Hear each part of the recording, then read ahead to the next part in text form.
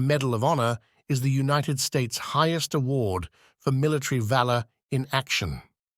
And while over 150 years have passed since its inception, the meaning behind the medal has never tarnished. Etched within are the very values that each recipient displayed in the moments that mattered: bravery, courage, sacrifice, integrity, a deep love of country, and a desire to always do what is right.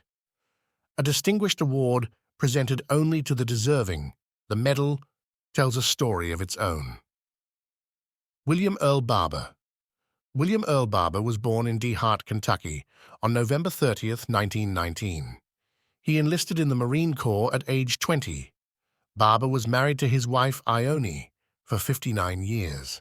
For conspicuous gallantry and intrepidity at the risk of his life above and beyond the call of duty as commanding officer of Company F, 2nd Battalion, 7th Marines, 1st Marine Division, reinforced, in action against enemy aggressor forces in Korea from the 28th of November to the 2nd of December 1950.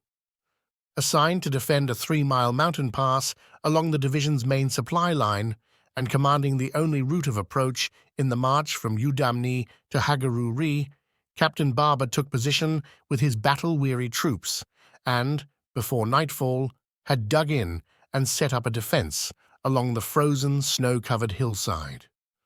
When a force of estimated regimental strength savagely attacked during the night, inflicting heavy casualties and finally surrounding his position following a bitterly fought 7-hour conflict, Captain Barber, after repulsing the enemy, gave assurance that he could hold if supplied by airdrops and requested permission to stand fast when orders were received by radio to fight his way back to a relieving force. After 2 reinforcing units had been driven back under fierce resistance in their attempts to reach the isolated troops. Aware that leaving the position would sever contact with the 8,000 Marines trapped at Udamni and jeopardize their chances of joining the 3,000 more awaiting their arrival in Hagaru-ri for the continued drive to the sea, he chose to risk loss of his command rather than sacrifice more men if the enemy seized control and forced a renewed battle to regain the position or abandon his many wounded who were unable to walk.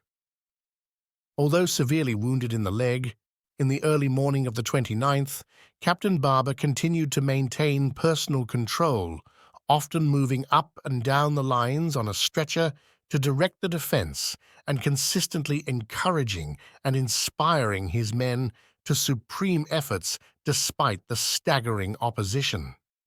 Waging desperate battle throughout 5 days and 6 nights of repeated onslaughts launched by the fanatical aggressors, he and his heroic command accounted for approximately 1,000 enemy dead in this epic stand in bitter sub-zero weather.